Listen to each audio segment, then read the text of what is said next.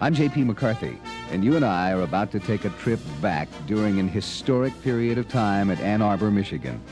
8 of the greatest years of football at the University of Michigan.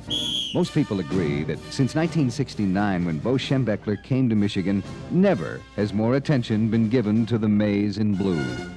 And there's a man who played an instrumental part in every one of those U of M football games. In fact, he's been a part of the football tradition at the University of Michigan for the past 33 years. Each Saturday afternoon, faithfully at game time, his voice colorfully describes the gridiron action over the Michigan Football Network. He's as much a part of Ann Arbor as dormitories, State Street, final exams, the art fair, tailgate picnics, and the Michigan Football Stadium itself.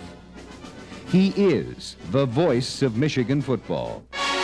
When former President Gerald R. Ford visited Ann Arbor in September '76, he asked this man to act as master of ceremonies at an unforgettable rally in Crisler Arena. Ladies and gentlemen, welcome to Crisler's Cathedral, or Cassie's Castle, or better yet, the home of the #1 football team in the country right now.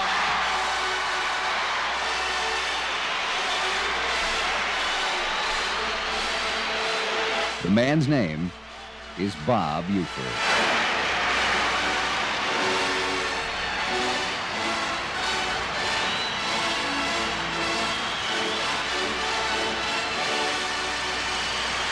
Or better yet, the home of the winningest college football team in the country over the last 7 years.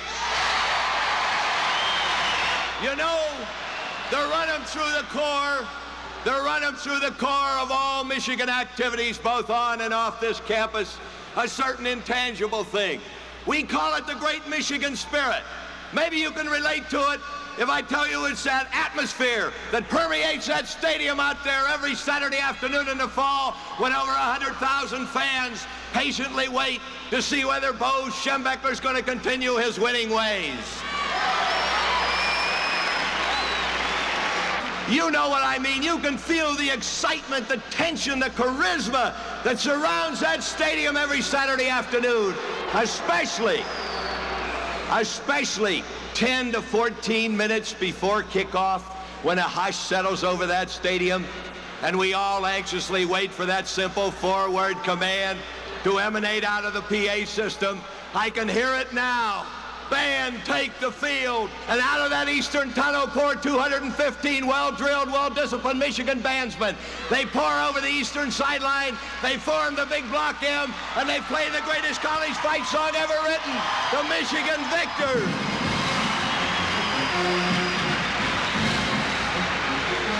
That's when the chills go up and down your spine. You get goose pimples all over. Your blood turns maize and blue, and everybody out there becomes part of the winningest tradition in the history of Big Ten football, as well as the winningest tradition in the history of Big Ten athletics.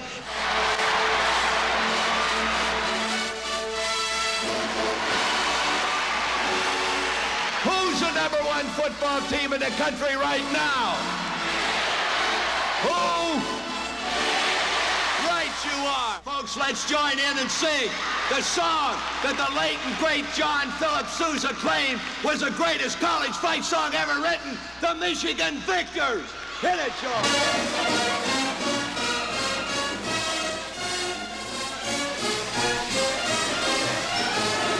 This is a great day for Michigan. So was Saturday, November 22nd of 1969. You remember when Woody Hayes came to Ann Arbor with a team that was billed as a dream team of the 1960s, heralded as one of the greatest teams in the 100-year history of intercollegiate football, riding a 22-game winning streak. No Michigan man will ever forget that. That was Saturday, November 22nd, 1969, the day Ohio came to bury Michigan, all wrapped in maize and blue. The words were said, the prayers were read, and everybody cried. But when they closed the coffin, there was someone else inside. Oh, the Buckeyes came to bury the Wolverines, but Michigan wasn't dead. And when the game was over, it was someone else instead. 22 Michigan Wolverines put on the gloves of gray.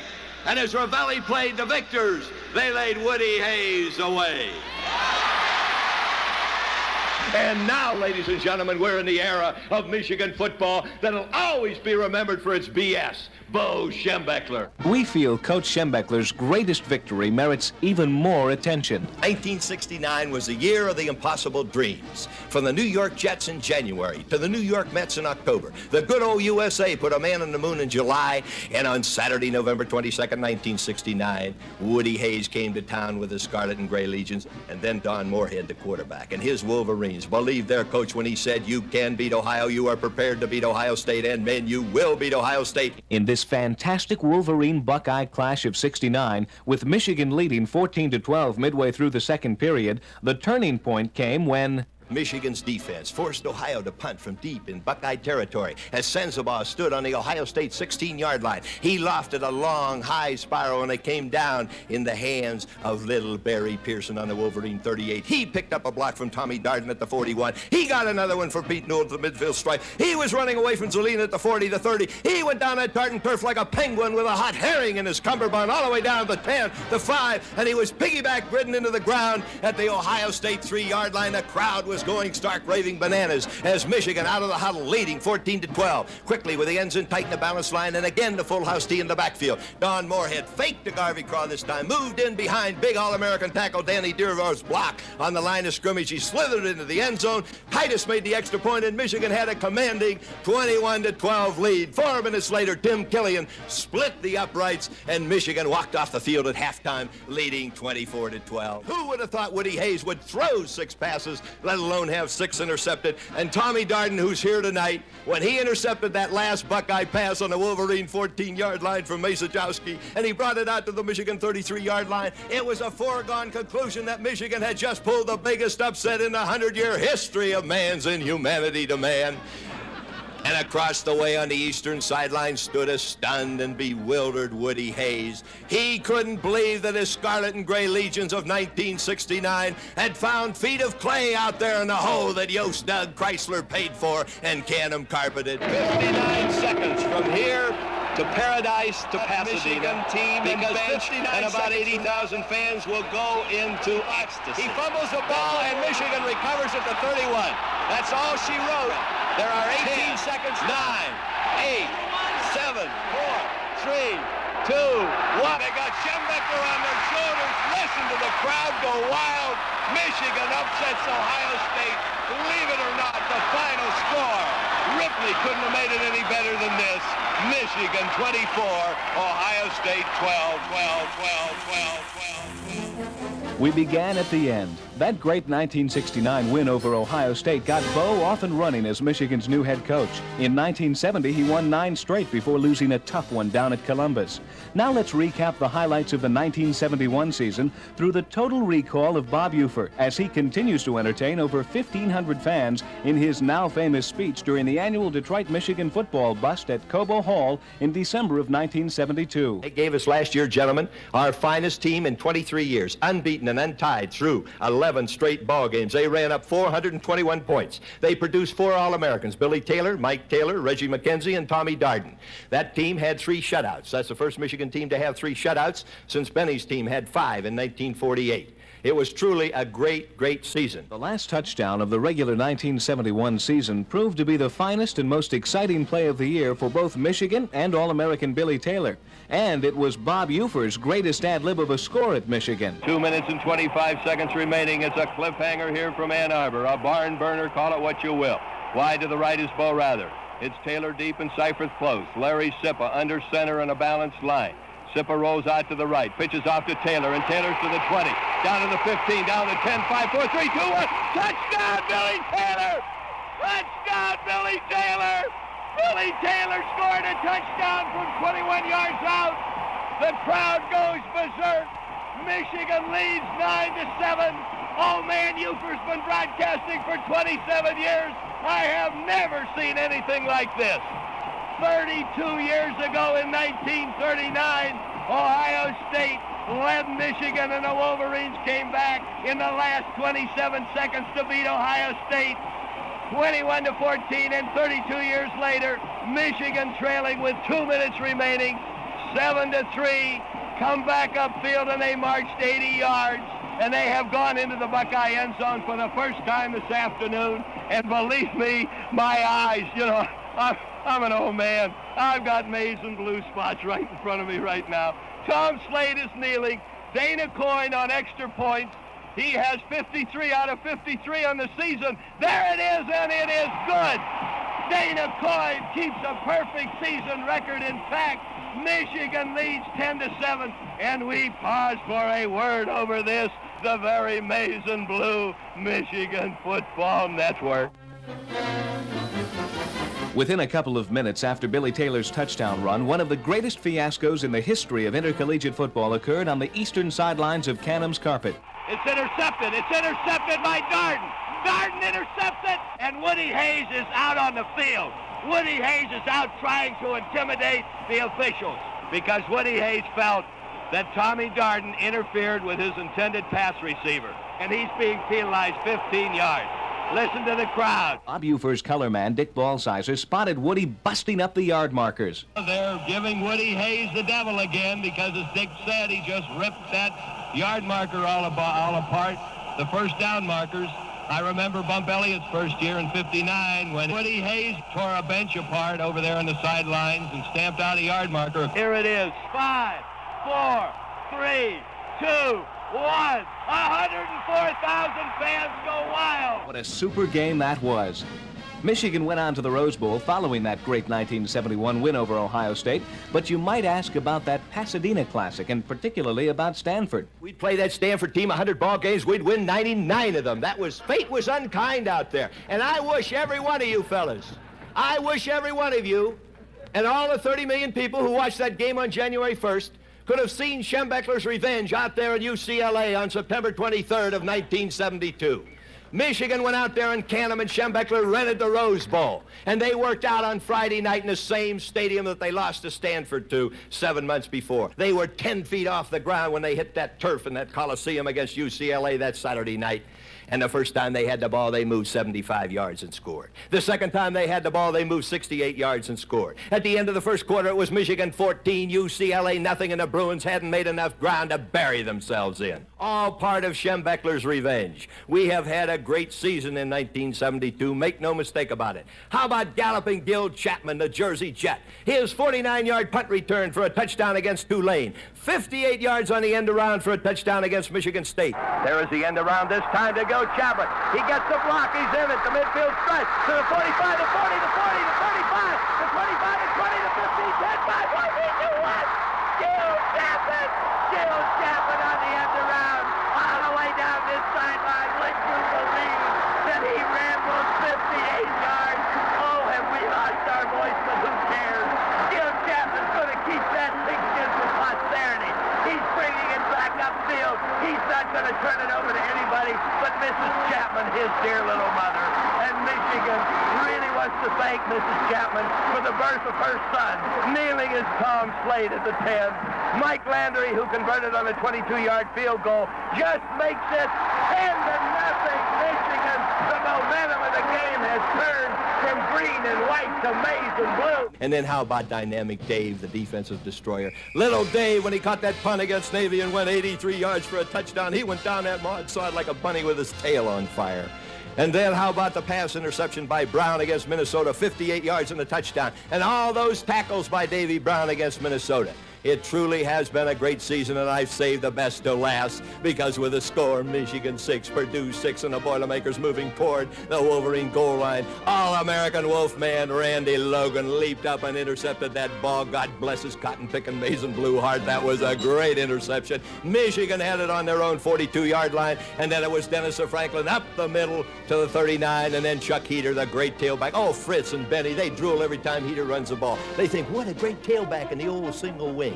That boy has great effort. He's going to be a great one for you. He set up the field goal for automatic Mike Landry. The fact that all 10 coaches were on their knees praying when he kicked didn't mean a thing. They had extreme confidence in Landry as he split the uprights from 30 yards out, and Michigan won 9-6. Nobody will ever forget that nightmare in Columbus in the infamous last game of 1972 with Ohio State. You may not realize it, but Michigan at that time had the same dominating statistics as they had in 1976 when they won 22-0. 0-0. And yet, in 1972, Michigan lost that game to the Buckeyes, 14-11. Third down and 1 at the Ohio State 1-yard line, and Michigan trails by 3. Those band the Wolverines are in a rouse bunch.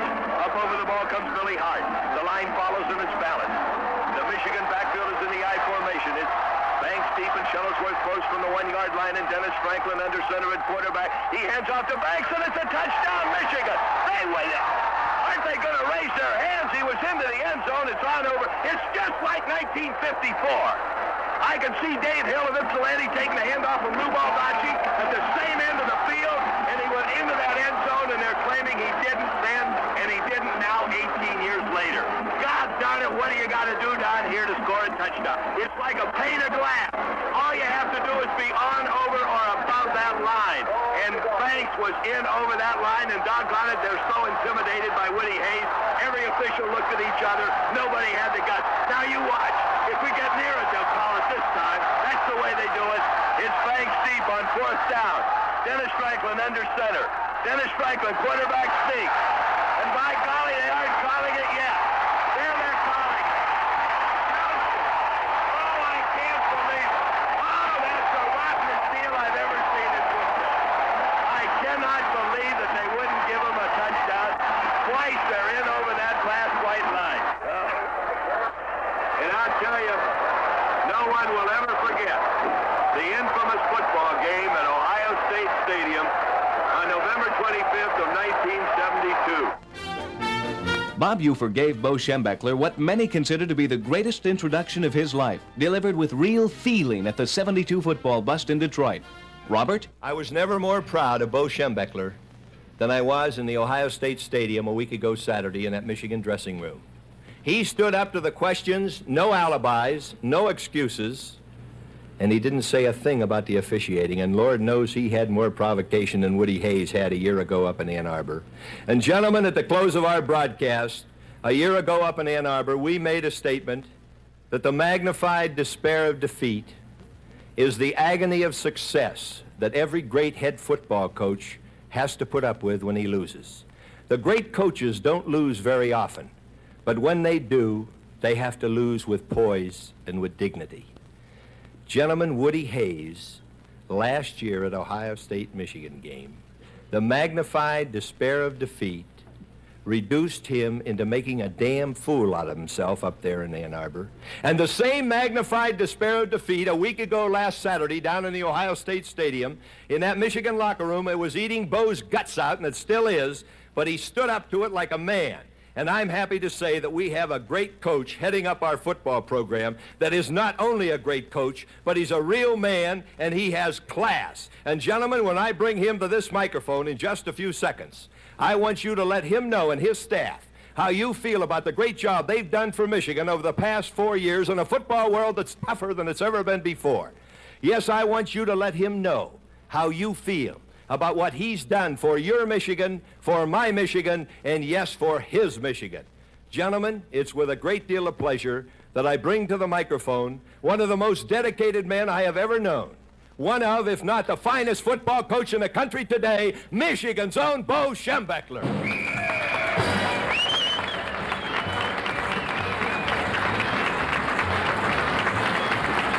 Thank you. We wanted to beat Ohio State in the worst way. I'll tell you this, we weren't going in there to play for any tie. We were going in to win. Isn't it interesting how the fickle finger of football fate moves in mysterious ways? Bo Schembechler's last statement after the 72 loss to Ohio State was that Michigan never plays for or is satisfied with a tie. And then came 1973. Let's tune in on Bob. This is WPAG, Ann Arbor, Michigan. Hello, everybody. Yes, sir, it's finally here. Michigan versus Ohio State in football. This is what intercollegiate football is all about. Here they come, Hare, Middleton, and the Buckeyes. And they're tearing down Michigan's coveted M-Club banner. They will meet a dastardly fate here for that. There isn't a Michigan man who wouldn't like to go out and scalp those Buckeyes right now. They have the audacity, the unmitigated gall to tear down the coveted M that Michigan's going to run out from under. But the men, the M men will prevail. because they're getting the banner back up again. And here they come, the maize and blue, taking away 105,000 fans. The M Club supports you, Michigan, and so does everybody from coast to coast. The coast of Lake Michigan to the coast of Lake Erie. What a football game we're going to have here this afternoon. I don't think I'm ever going to love anything more than I'm going to enjoy bringing you the next 60 minutes of Michigan-Ohio State football. The way we're going right now, we may not last 60 minutes, but who cares as long as it's maize and blue at the end of the day. Prejudiced, partial, you better believe I am today. This is for everything. The Wolverines shut out the Buckeyes in the first period, but Ohio State came back with 10 points in the second quarter to lead at halftime 10-0. In the third period, Mike Lantry kicked a 30-yard field goal, and midway through the final quarter, the record crowd went berserk on this one. And Bob Ufer? Well, he remained his cool, calm, and collected self. A year ago, it was down at the Snake Pit at Ohio State that Michigan had it on 4th down at the 1-yard line. 3rd down at the 1-yard line. They couldn't score. Now they have it 4th down and 2 inches to go at the 9.5-yard line. The ball is 19.5 yards in from this, the western sideline. Ohio will dig in with a 9-man front. Michigan's easy head Shuttlesworth. You can rest assured he'll get the ball now. The ends are in tight in the balanced line. It's power eye to the right side. They need 2 inches. Dennis Franklin, the quarterback, taking a long count from center. He hands off to Shuttlesworth 5, and it's down to the end zone. Touchdown! Touchdown, Dennis Franklin! Oh my God, Dennis Franklin fooled everybody. He fooled me. He fooled the entire Ohio State team. Dennis Franklin faked to Shuttlesworth. The whole Ohio team and yours truly went with Shuttlesworth, and Dennis Franklin kept it, went around the right side, picked up a block from Seal at the 4, and Dennis Franklin was all the way into the Buckeye end zone. Michigan now has 9 points. Ohio State has 10. Oh, we're not excited, not one damn bit. Oh, look at them now. They're going to tie it up. Kneeling is Larry Gustafson. Attempting will be Super Toe. Super Toe will kick the 30-yard field goal. It's kicked, it's end over end. It's a tied-up ball game. 10-10. Michigan comes back upfield. The Wolverines come out in the second half, and they match Ohio State's 10 points in the first half.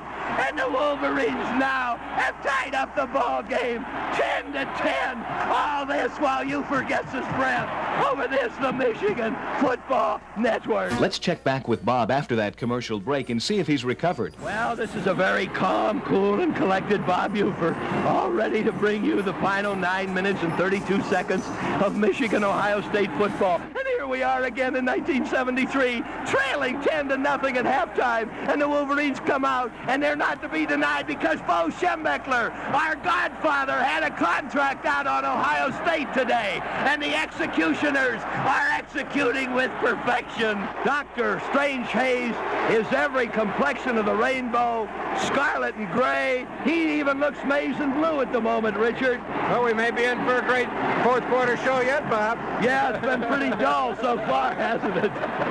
Pretty cotton-picking dull. During the final 9 minutes of the ball game, Dennis Franklin broke his collarbone. Michigan barely missed a 58-yard field goal. But in the final minute of play, Tom Drake intercepted a Buckeye pass to set up a flare of euphemisms. The dramatic moment in 1973 Big Ten football. One of the most titanic moments in the history of Michigan football. 75 years ago today, Michigan won their first Big Ten championship. 75 years ago today, little Louis Elbow wrote the victors over in Chicago after Michigan had a stirring win over Chicago. And now kneeling at the 34-yard line is Larry Gustafson. He's kneeling. Mike Lantry, Super Toe. It's spotted, it's kicked, it's end over end, and it is off to the right. It's no good. Mike Lantry misses on a 44-yard field goal attempt. High enough, long enough, but not straight enough.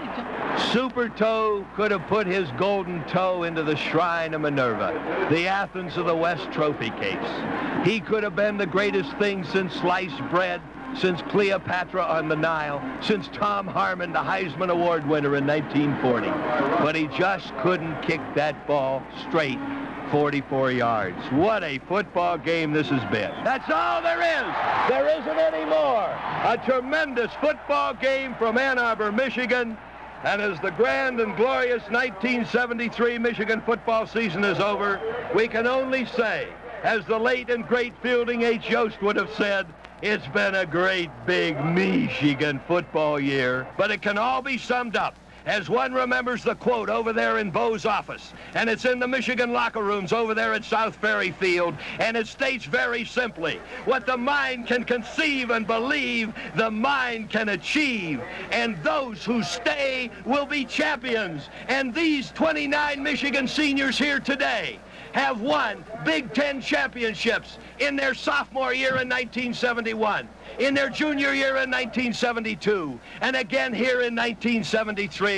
It's been a long time since any school has said they have won or shared 3 Big Ten titles in a row. The entire football world was shocked and stunned after hearing how the athletic directors voted. Elephants, Schembechler, and Ufer never forget. In fact, 10 months later, in the opening game of 1974, at halftime, Dick Ballsizer, Ufer's colorman, asked Bob how he felt about the now infamous Rose Bowl vote of 1973. I felt just like I did here on this campus 33 years ago. I was up on the 3rd floor of the Phi Delta Theta fraternity. I was studying geology. It was a Sunday afternoon about 3 o'clock. I had the radio tuned in behind me. Music was playing. All of a sudden, the music stopped. The announcer broke in and said, "We interrupt this program to bring you this important news bulletin. This morning at dawn, the Imperial Japanese Air Force made a sneak attack on the United States Naval Base at Pearl Harbor." Yeah, I know. People say, "Ufer, you're nuts. You equate December 7th of 41 with November 25th of 1973. You're right, I equate them. But you know, when they say, "Ufer, you're nuts," you take it too serious. Dick, I say to you, if you spent all of your adult life, your adult football life, around Fritz Crisler, Benny Bump, and Bo Schembechler, you learn that football is a religion and Saturday is the holy day of obligation. The 1974 season was almost a carbon copy of Bo's previous 4 years at Michigan. He won 10 straight, including 4 shutouts, before going down to the foreboding confines of the Ohio State Stadium on November 23rd. The 74 Wolverine Buckeye struggle opened in a blaze of maize and blue, and the first time Michigan had the ball, they scored. Wide to the left is Jimmy Smith. At the slot on the wide side is Gil Chapman. There is a delayed handoff. It's a look-in pass. It's thrown down to Chapman, down to 20, down to 15, down to 10. 5, 4, 3, 2, 1, touchdown! Touchdown, Gil Chapman! The first pass that Dennis Franklin throws. It's good for a touchdown, 47 yards, and Dennis the Menace Franklin has just racked up his 12th touchdown of 1974, and Woody Hayes goes into a deep freeze. Mike Lantry added the extra point plus a field goal, and Michigan was on top 10-0. It was inconceivable, but Ohio connected on 4 long field goals and led 12-10 with 23 seconds left in the game. Although we were getting a lot of static out of Columbus, the emotions of Bob Ufer were filtering through. Here we have it, Richard. The whole 5 years of Bo Schembechler and Woody Hayes on the toe of Super Toe. Will he do it? It'll be Tommy Drake. He's an ancestor of Sir Francis Drake, who performed for the Queen of England. And I'll tell you, Tommy Drake will never hold a ball better than he's going to hold it now. The next moment was unforgettable, and we'll remember it together as Michigan football 1969 to 1976 continues.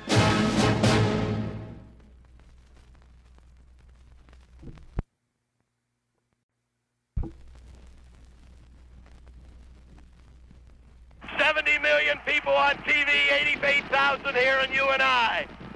And it is going to be snapped. It is snapped, it's spotted, it's kicked, it's end over end, and it is good. No good. No good. Oh, no.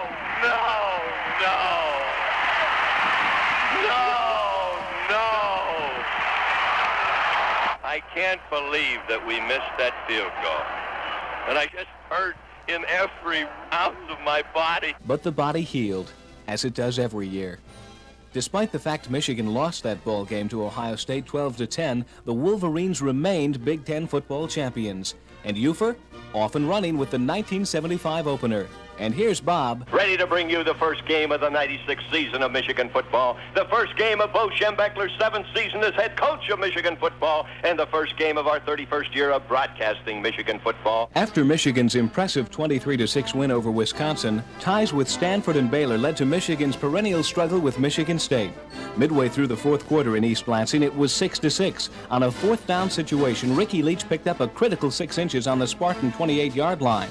2 plays later, The Wolverines have the ball 19 yards in from the eastern sideline on the Michigan State 26-yard line. If you're prone to have heart trouble, turn us off and tune in again in 5 minutes, because this is going to be a real dramatic 5 minutes right now. Up over the ball comes Jimmy Sear. The line follows. Wide to the left this time is Kurt Stevenson. At the slot, it's Jimmy Smith. Is Bell deep. Ricky Leach on the inside, reverse to Smith. He's down to the 20, the 19, the 18-yard. First down, Michigan. The score is Michigan State 6, Michigan 6. 12 minutes and 28 seconds remaining in the fourth and final quarter. Michigan has a third down and 2 inches to go for the first down. In the backfield is Gordy Bell and Rob Lytle. The pitch is off to Gordy Bell, and he cuts in down to the 15, down to the 10. Cuts in the 5, 1, 3, 2, 1. Touchdown, Gordy Bell. The first touchdown. The whirling dervish, Gordy Bell, moves all the way into the end zone from the 18-yard line. And Gordy Bell scores the only touchdown so far here in the 1975 Michigan State game. with the final score Michigan 16, Michigan State 6, came this Uferlosophy. Michigan beating Michigan State for the 43rd time in history in a series that goes all the way back to 1898. And you know, it's certainly something. It's a real tribute to you fans here in the state of Michigan and here in the stands today, that for 28 years, no matter how Michigan and Michigan State have been doing in the previous games that year, every single game has been a sellout for the last 28 seasons. No other rivalry in the history of intercollegiate football can match that statistic. After beating Michigan State for the 6th year in a row, Michigan came home to shut out Northwestern 69-0. In this game, Rob Lytle began showing his All-American form. Michigan now with the 1st and 10 on the Wildcat 47-yard line. There goes Ricky Leach, fakes off, pitches off to Rob Lytle, and down to the 40. Rob Lytle, the 35, the 30, the 25, the 20, the 15. Rob Lytle all the way down into the end zone, climaxing a 62-yard touchdown drive in 2 plays, all by Lytle. And this is the kind of Schembechler team that we're used to seeing since 1969. In the hole that Yost dug, Canham carpeted, and Crisler paid for, and Schembechler fills up with he fills it up every Saturday afternoon. A week later, Michigan whipped Indiana at homecoming 55-7 and then went up to Minnesota. Things didn't go exactly as planned in the Gophers' den, as the score was 21-21 midway through the fourth period when Minnesota fumbled. And who recovered for Michigan? You can guess it, the defensive captain, Donnie Dufek. A few minutes later, Michigan put the Wolverine cork in the little brown jug for the 8th year in a row with this 23-yard play. Bell deep, Ricky Leach goes out to the right, pitches off to Bell, and Bell has it. He gets one block, he gets another one. He's down, twisting down to 10, 5, 4, 3, 2, 1, and I believe he got the touchdown. He did. Gordy Bell on a beautiful run, breaks into the open down on the 5-yard line, and swivel hit this whirling dervish little frame. Man, that guy could run 15 minutes in a phone booth, and he wouldn't even touch the sides. I tell you, that little kid, that cotton-picking Mason blue heart of his, as he picked up a critical touchdown here to give Michigan right now a 27-21, and there's Bobby Wood, and he makes it 28-21. A great big Michigan lead that might not stand up, but it might. It did. After the squeaker at Minnesota, Michigan came home to face Purdue, and with the game a scoreless tie midway through the first quarter, Gordy Bell won the approval of the fans with this 20-yard run. Touchdown, Gordy Bell! Oh, my goodness gracious sakes, that's the finest touchdown. I thought I'm speechless. This old man's got maize and blue spots again. A fantastic juggling act as he went in and out of the hands of those defensive men of Purdue who were really juggling Gordy Bell. They couldn't hold on to him. You got to see this on the film. Fantastic. And for added excitement in this 1975 Purdue game, the next time Michigan had the ball, they put it in the air. Johnson at the slot, wide right is Jimmy Smith. It's 3rd and 8 on the 17. Bell deep, a drop back pass, left-handed pass. He throws downfield, and it is Jimmy Smith who has it at the midfield stripe. The 45, the 40, the 35, the 30, the 25, the 15, 10, 5, 4, 3, 2, 1. Jimmy Smith collects in a beautifully thrown pass. Oh boy, Jimmy Smith, amazing blue bullet. Look at Ricky Leach going up to Jimmy Smith, Donald. That's teamwork. That's the kind of stuff that Big Ten championships are made out of. 7 days later, the Wolverines edged Illinois 21-15, capping Bob Ufer's 300th consecutive broadcast of a Michigan game. Michigan then went into the Ohio State game for the 6th year in a row undefeated over the entire season. But the Buckeyes led 7-0 until... We're reliving it here this afternoon. Ohio State, the first time they had the ball, they moved 63 yards in 15 plays. They have gone ahead 7-0, but since then it's been all Michigan, and if it hadn't been for 3 turnovers, the score might have been tied by now. Wide to the right now is Jimmy Smith. 2 tight ends in a balanced line. Gordy Bell is going out to the right, and he's going to throw a pass, and it's down there to Smith. He catches a touchdown! Touchdown! And that's the first time in 11 years that Michigan's tailback has thrown a touchdown pass. It was Rick Seeger throwing to Johnny Henderson up at Michigan State in 1964 to beat Michigan State 17-10. And this time Gordy Bell threw the first pass of his career. He's a senior. Nothing comes close to the excitement generated by the rivalry between Ohio and Michigan. 7-7 ties it up. But now, midway through the 4th quarter, it appears Michigan is only 36 inches from pulling ahead on their own field before a capacity crowd. Michigan is 1 yard away from going ahead in the ball game. Jimmy Smith comes back in. Keith Johnson comes out. He's done his job. And Michigan's offense breaks out of the huddle. Wide to the left comes Jimmy Smith. He asks the crowd to settle down. Up close, it's Russell Davis on the fullback spot. Davis close and Bell deep, and Ricky Leach under center, and Ricky Leach touchdown! Ricky Leach scores his 8th touchdown of 1975. Ricky Leach, the quarterback, the freshman quarterback, who outdid the senior quarterback Cornelius Green, as Michigan has taken the lead for the first time this afternoon. 13-7, the Wolverines move 43 yards into the Buckeye end zone and on toward Pasadena in 9 big plays. Jerry Zuber holds it. Bobby Wood kicks. It's good. And the whole stadium is in a maize and blue atmosphere right now. Oh, man, Yost, wherever you are, you've got to be smiling down on your great, big Meeechigan football team. The great and late Fielding Yost, who won 84% of his games over 24 years. Fritz Crisler, who won 81% of his games over 10 years. And now Bo Schembechler, winning 92% of his games over the last 7 years. And Bo Schembechler is ahead of his teacher, the man who taught Bo Schembechler an awful lot about football, Woody Hayes, as Bo Schembechler was Woody Hayes' offensive coach from 1958 through 1963. Then Bo went to Miami in 63 to 68, and then Canham said, "You are our man, Mr. Schembechler. You've had your grooming well in Ohio. You come north to that school northwest of Columbus, and you lead Michigan into untold glory in the intercollegiate football world." It was incredible, almost an impossibility, but Ohio State scored twice in the last 3 minutes of that ball game to defeat Michigan 21-14. Unbelievable. The 1976 season opened with a bang, with the Wolverines jumping off to a 23-point lead over the Badgers in the first 5 minutes of the ball game. The highlight. Huckabee deep, light up close. Ricky Leach on a pitcher keep. Gives off to Huckabee down the 50, the 45, the 40, the 35, the 30, the 20, the 10. 5, 4, 3, 2, 1. There it is, the Bo, George Patton, Schembechler scoring horn.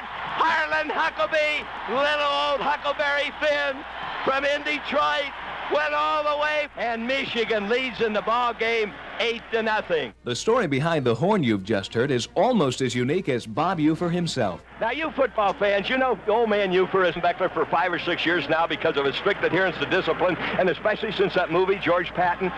Well, his nephew lives in Chicago, and he's been listening to the games over the WHFB in the Benton Harbor area. He wrote me a letter. He said, when my uncle died, George Patton, he willed to me the horn that was on his Jeep all through his battles in France and Germany over the Nazis in World War II. would you like it, Mr. Ufer, in your broadcast? I said, would I like it as a Pope Catholic? You bet I'd like it. He sent it up to me, and so we have Bo George Patton Schembechler's scoring horn right here, and you're going to hear it blow 3 times for a touchdown, 2 times for a field goal, and once for an extra point. And it is!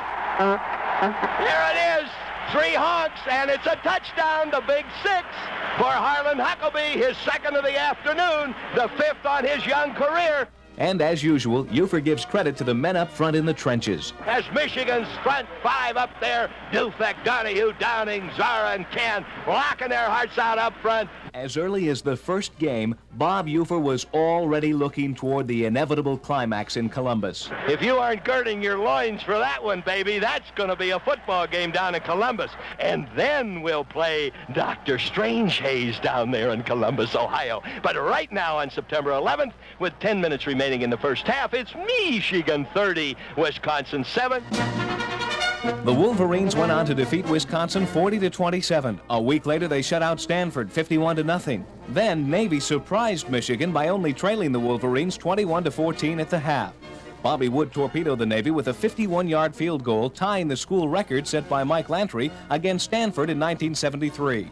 But then the Wolverines really set sail, climaxing the game with this. Pitches out to Larry Reed, around the right side. Reed still on his feet. He gets down to the end zone. Touchdown! Larry Reed, the freshman from New Jersey, electrifies the crowd and pulls Michigan to tying the all-time scoring record for Michigan. 69 points in one game. It's spotted. It's kicked. It's end over end. And it's good. It's good. Oh, we got to get that Schembechler horn for 70 big ones. Boy, oh boy, that's like riding into Berlin. All right, Ufer, knock it off. Knock it off, Ufer. Ufer, knock it off. Okay. Michigan doesn't score 70 points every day of the year. My goodness gracious sakes. Even old George Patton Schembechler is smiling right now. I'll tell you, Richard, he wasn't smiling at halftime.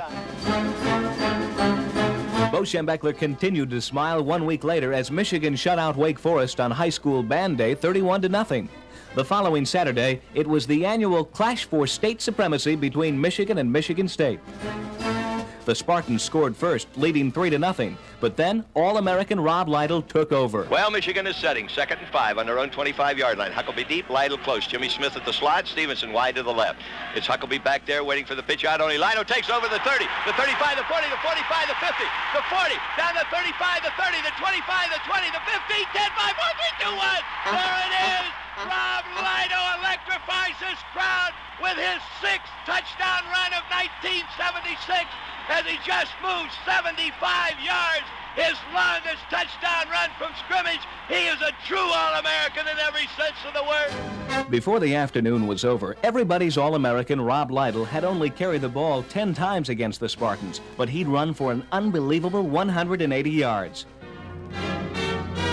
The following 3 Saturday afternoons, Michigan scored the first 3 times they had the ball, against Northwestern, against Indiana, against Minnesota, with Michigan running up a combined total of 118 points to the opponent's 7. And the very next week, Bob Ufer here from the Rally-Sept Stadium at Purdue University, where this afternoon we bring you the ball game between the #1 team in the nation, the University of Michigan, and the team that is noted for more major upsets in the history of intercollegiate football than any other school in the country. You guessed it, Purdue University. And that, in a nutshell, football fans, is the story of this ball game.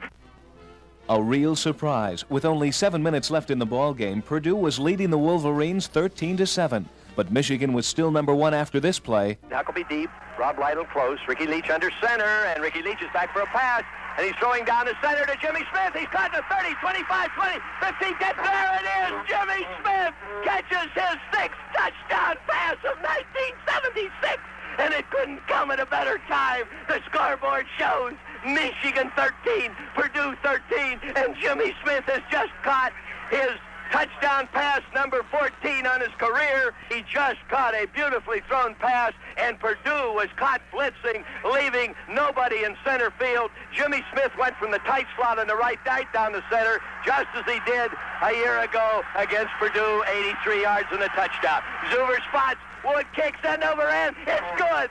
Michigan Michigan 14, Purdue 13. Right now they hang on by one thin point.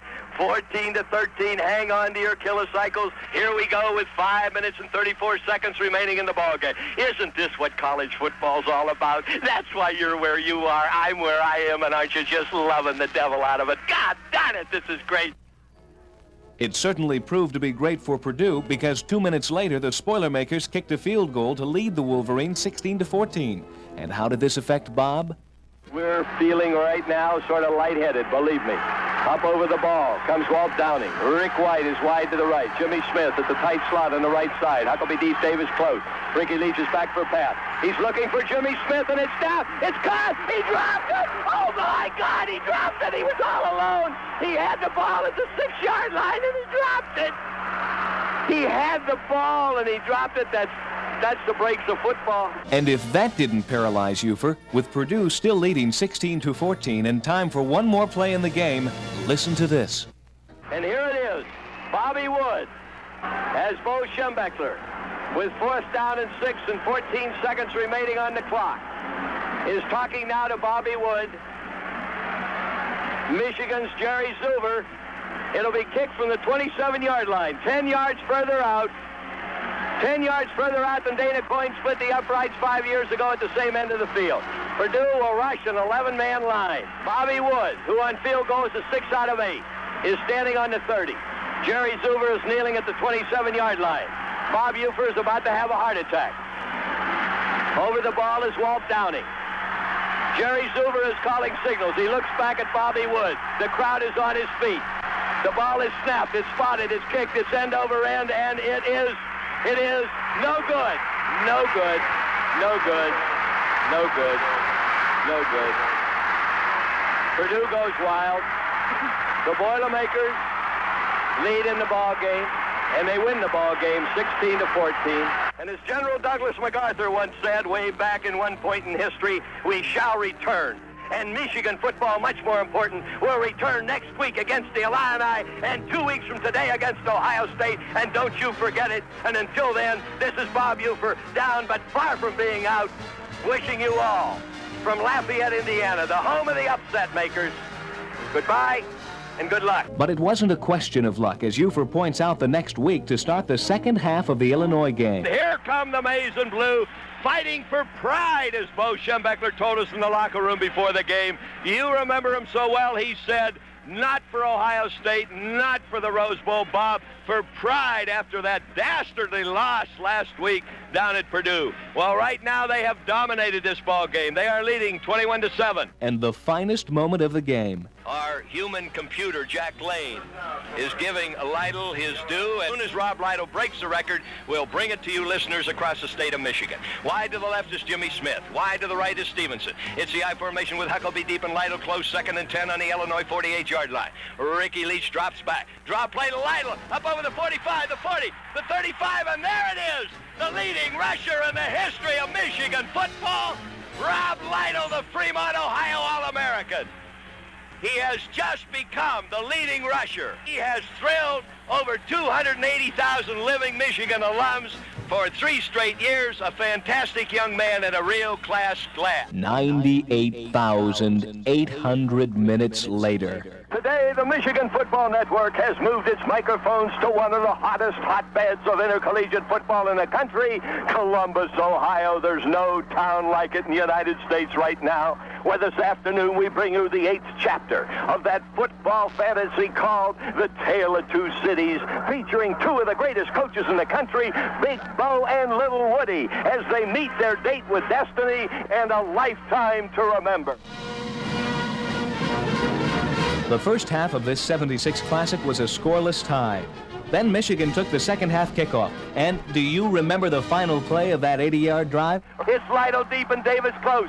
The I formation, 1st and goal at the 3.5-yard line. Ricky Leach under center. He's taking a long count, and he's giving the ball. Davis scores! Russell Davis going berserk into the end zone. There it is. The old patent scoreboard shows Michigan 7, the Buckeyes 6. Oh, who says football's not a game of emotions? Who says the old maize and blue Daubers aren't sky high right now as Michigan's offense moved 80 yards in 11 plays. And the very next time Michigan had the ball, It's Lido deep and Davis close, 2nd and 12 on the 27. There's the end around to Jimmy Smith. He's got 3 blockers down the 25, the 20, the 15, down the 10, the 9-yard line. Beautifully conceived and equally well executed. Michigan had a beautiful play worked out all week long, and Stobart Stallions executed with precision. 1st and goal to go. The 9 hardest yards in football inside the opponent's 10-yard line. 3 minutes and 2 seconds remaining in the 3rd period. Michigan 7 big points. Oh, me, oh, my. The ball rests midway between the sidelines. Right, Ufer settled down. This ball game is not over. Remember last year, it was 14-7 with 7 minutes to go, and Ohio still won. Michigan has the ball. 3rd down, 3 yards to go on the Ohio State 3-yard line. 2 tight ends and a balanced line. It's Rob Lytle deep, and Russell Davis close, and Ricky Leach under center. And there is Davis down to the 5. There it is! It is a touchdown! Oh, Russell Davis! Oh, God bless your cotton-picking maize and blue heart from all the way down in Virginia. Michigan leads 13-0. And Jerry Zuber is kneeling at the 10-yard line. Calm down, Ufer, calm down. It's spotted. He rolls out to the right. He's going to run with the ball, and he has 2 points. He has 2 points. Oh, Bo Schembechler, bring out the cookies, Millie. Daddy's coming home with a victory. Oh, Michigan won 10 years ago, 17-3, and now they lead 15-0, and they're threatening. And look at those 256 Michigan fansmen over there. Go blue, go blue. And, of course, we're very impartial as usual. 2 tight ends and a balanced line. Ricky Leach asks for the crowd to settle down as he hands off to Rob Lytle, and it is! There it is! Oh, Rob Lytle picks up touchdown number 28 on his career. He has picked up 15 touchdowns in this, his All-American season. He has climaxed a great big Michigan afternoon, giving the Wolverines 21 maize and blue points. At the 10, it's spotted, it's end over end, and oh, Bobby Wood has just tied Dana Coyne for the most extra points in a Michigan season with 55. That's all there isn't any more. 60 minutes of the most glorious, exciting football that we've seen in a long, long time. And at the moment, as I look around, I see the entire stadium is covered with a halo of maize and blue. 22 halos of maize and blue. Bo at Michigan has just won his 76th game against only 10 defeats. Woody Hayes over this same 8-year period has 71 wins and 13 losses. In Big Ten play, old General Bo has 55 wins, only 6 defeats. Woody right now has 54 wins and 7 losses over the same 8-year period. Bo has just won his 6th Big Ten football championship in 8 years at Michigan. And in these same 8 years, covering 89 ball games, the Wolverines under old Bo George Patton Schembechler have run up 2,721 points to the opponent's 732. That's an average score of Michigan 30, the opponent's 8. Michigan under Bo is the only coach and the only school in the country to finish in the top 10 in both the AP and the UPI polls in the final voting over the past 8 years. Only 3 schools in the Big Ten have ever defeated old General Bo in 8 years at the Michigan school. And finally, outside of that upset 2 weeks ago at Purdue, only 1 school in the country has ever defeated Bo Schembechler in his last 81 regular season games. What a record, what a team, what a coach. and what a journey back through time this has been. I'm Paul Smith. Broadcasting the Michigan football games all season long, year after year, is a labor of love. But we do realize that we get carried away from time to time and say some real outlandish things during the heat of play-by-play. But you know something, football fans? If at any time in any broadcast I've ever said anything to offend anybody in any way, believe me, it was a slip of the tongue and not of the heart. I guess by now you know that Bob Ufer loves football, and I do love Michigan. And I would never intentionally say anything to hurt either one. A Rose Bowl-bound Michigan 22, Wash Bowl-bound Ohio State zip. And now as we move out of the broadcasting booth here at the Ohio State Stadium and join the rest of the 4,000 Wolverine fans who are starting back to the grand old state of Michigan with joy in their hearts and a song on their lips. No, the song is not the victors, because that, too, is in the hearts right now of every Michigan man. But right now, the song on their lips as they head north could well be... To you, Ohio State, to you, Columbus, we say thank you. Thank you and goodbye. We will miss you in the fall, in the winter, in the spring. But someday we shall return. Till then, goodbye, Ohio State. Goodbye, red and white. Goodbye, Columbus. Goodbye, Columbus. Goodbye.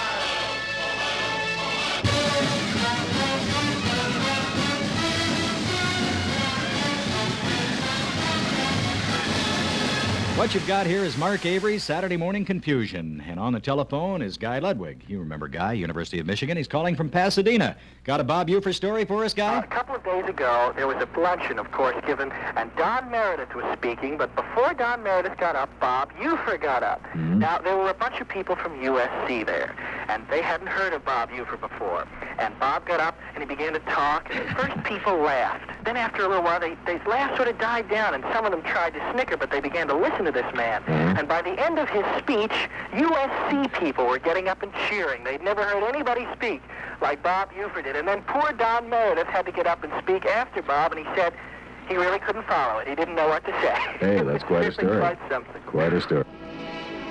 You know, after hearing all these great moments in Michigan football history, I got to thinking about it. What is a sportscaster? Well, of course, he's a guy that sits in front of a microphone and calls plays. Often he doesn't care about the outcome or who's playing. And in many cases, he doesn't know the players' names without looking at a chart or listening to a spotter. But Bob Ufer is something more, much more. Bob Ufer is the personification of the ultimate fan, a super partisan. He says the things that his listeners would like to say, and he yells the things that his listeners would just love to yell. Bob Ufer is a University of Michigan broadcaster once and for all, make no mistake about it. His beat is the press box at U of M Stadium in Ann Arbor, and his traveling is limited to between the locker room of the Wolverines to the sidelines of Canham's carpet. Bob Ufer, in his very special way, is, well, all of the enthusiasm of college and football and Saturdays and athletic competition, all rolled up into a single individual. From radio antennas transmitting his unique style, a maize in blue banner waves high, singing to the colors that float in the light. Hurrah for the yellow and blue. Touchdown, Billy Taylor! Touchdown, Dennis Franklin! Oh, my God! Touchdown! It is caught by Gordy Bell! Ricky Lee, touchdown! Ricky Lee scores! Oh, my goodness gracious sake, that's the finest touchdown! I thought he was... I'm speechless! Jimmy Smith collects in a beautifully thrown pass! Touchdown! Larry Reed, the freshman from New Jersey, electrifies the crowd and pulls the Rob Lino picks up touchdown number 28 on his career. He has climaxed a great big Meeechigan afternoon.